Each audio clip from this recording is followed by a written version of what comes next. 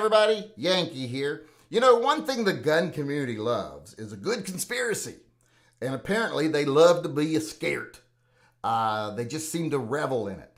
And, you know, the people who sell that fear love selling it to you because it's profitable for them. But one instance where it seems like people have gotten a little out of control in the gun community, and especially on the right-wing side of the gun community, is with the bridge situation in, I believe it's Baltimore, you know, where the boat hit the bridge and the bridge fell down. And people were mentioning it all the time in my chat. And I'm like, why is the right wing and why are gun people so hooked on this? So I asked my chat last night, and apparently it's because I guess there's a conspiracy that it was planned and it was a terrorist attack. And, oh, Biden administration didn't do nothing about this terrorist attack, which is absolutely ridiculous. This is a situation of... and by the way, I actually had someone come in and talk to me about this in the chat last night after I asked why this kind of thing is such a big thing. And YouTube yanked the video down. So there's a conspiracy for you right there. YouTube doesn't want us talking about bridges. But that's not really why they yanked my video down. Earlier in the video, I had picked up a gun to see if it fit in a holster. And you know, that's a big no-no. So once the algorithm caught that and brought it to the attention of someone at YouTube, they immediately yanked the video off the air and deleted it from YouTube. So that's why the video's gone, for those of you that are wondering. But I didn't realize that. I think I burped a little bit there when I said that. I didn't realize that, so we kept talking, but you all aren't going to get to see that because, like I said, YouTube yanked the video down. But basically, I was asking, why are people trying to turn this into something more than it was? This was a couple of bad things coming together. One, it was a boat run by a company that's trying to maximize their profits and not do proper maintenance on their ships, etc. And it isn't seaworthy, and it lost power and drifted into a bridge. So they're responsible for that. And it's compounded by the fact that bridges and other infrastructure items in this country are not being maintained. They're falling apart. They're crumbling. This isn't the first bridge we've had fall. Well, bridges have fallen throughout history. I'm from Point Pleasant, West Virginia. We're famous for our bridge falling down. But, you know, and that was because of poor maintenance on one piece that the bridge in Point Pleasant fell. One eye bolt got rusty that they didn't catch, and it rusted through, and the whole bridge fell when there was heavy traffic on it. And that kind of thing happens. And, you know, you get this boat that's not seaworthy. You get this bridge that hasn't been properly maintained. They come together, causes a disaster. That's not that uncommon. But it seems like some people in the gun community want to turn it into a huge conspiracy theory. And we got to stop that. Because when you cry wolf every single freaking day, no one believes you when you're actually right.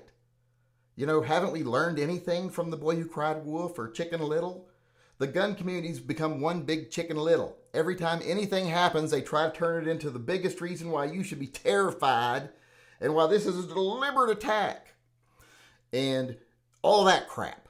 And here's the thing, it is kind of a deliberate attack by our own government because they're the ones that have not been funding maintenance of our infrastructure. They're the ones that give waivers and variances to these construction companies while they're building it to say, yeah, we won't inspect this and yeah, we won't inspect that. We'll keep the inspectors away for a while you do this, blah, blah, blah, because they're connected so they can make more money.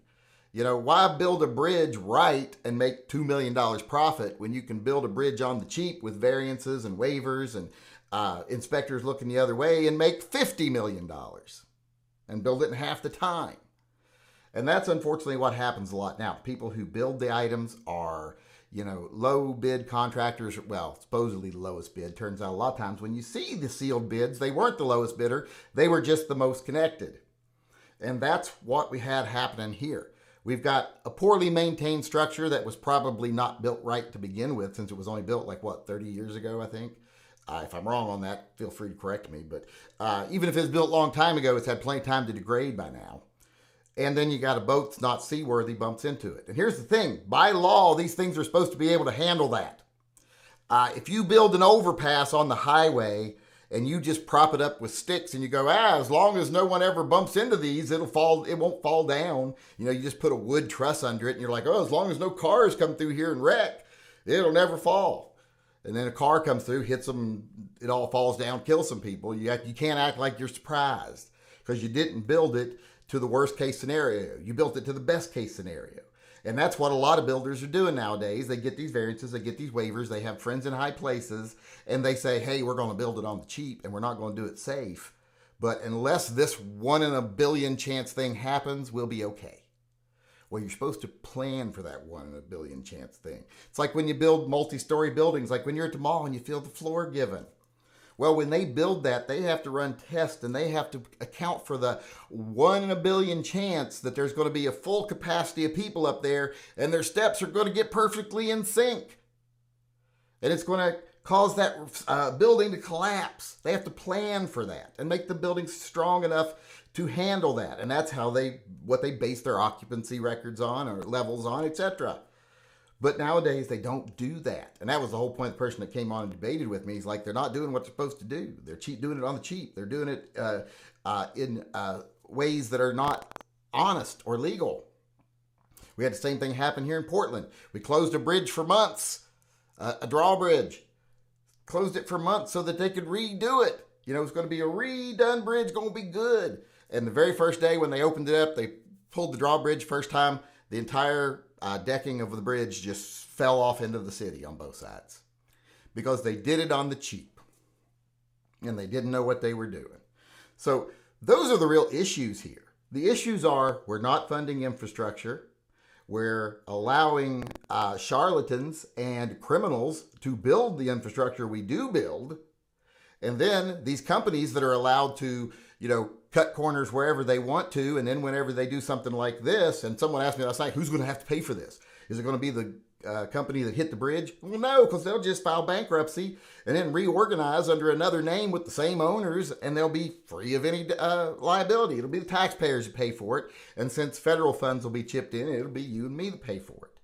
And there's plenty there to be outraged about.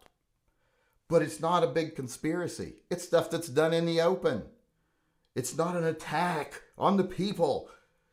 It's negligence on our leadership's part, and that's why it's harming the people. So this desire to turn everything into a conspiracy theory and harp on every little thing like there's something nefarious here, it just makes us look bad.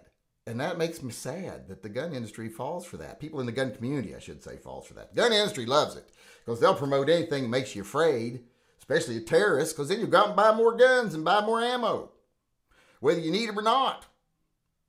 Although I say you always need them. That's just me. But as I was saying, I wanted to answer a couple of questions there. I wanted to answer one, why that video was taken down, and I kind of did that in a roundabout way. It was taken down because I handled a gun, not because we were talking about the bridge. I've already had people sending me emails saying, oh, you started talking about the attack on that bridge and you two tooled your video down. That's not why I pulled it down. They pulled it down because of me handling a gun. And as far as the whole bridge thing, yeah, there's a lot there to be mad about. Like I said, the government not taking care of what it's supposed to take care of, not creating a safer environment for the people as far as our infrastructure is concerned. You know, when you build a building in California, even if you don't think there's going to be a big earthquake, you still got to build it to withstand a big earthquake. And a lot of places, they say they did, but they didn't. You look at a lot of countries where they're like, well, we'll just say it is. We're never going to have the big earthquake. But then the big earthquake comes and all their buildings fall down and you wonder why. It's because of corruption. So that's what we should be upset about is the government corruption, the builder corruption. We should also be upset about these businesses that are allowed to just endanger people, like the people that own this boat, just to cut corners. And then when they cause damages, they have no responsibility for it. They don't have any liability. They just do some legal maneuvering and they're clear and ready to go again the next day with a slightly different business name or LLC name. Those are the things we should be mad about, and those are the things we should be talking about because those things make sense.